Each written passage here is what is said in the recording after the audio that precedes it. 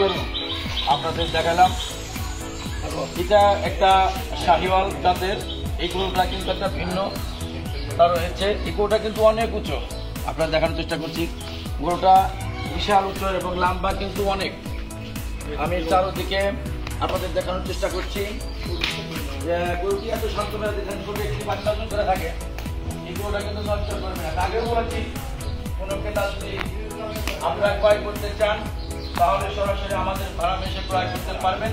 আমরা ঈদুল আজহারের রাতের দিন কিন্তু আমরা গরু পৌঁছায় দিব।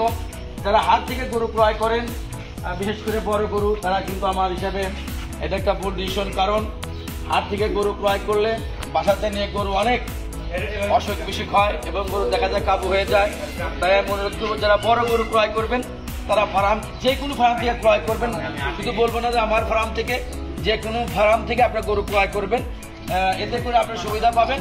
ঈদুল আজহারের দিন যদি আপনি আগের দিন যদি নিয়ে যান, গরুটি প্রতিদিন 1-2 কেজি করে বাড়বে।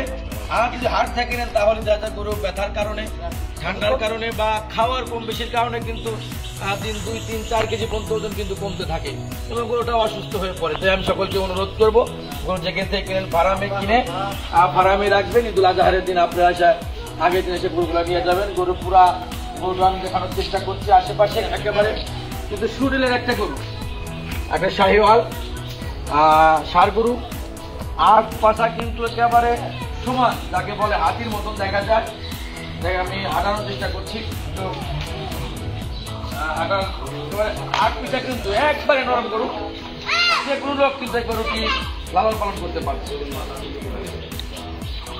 ধন্যবাদ আপনাদেরকে।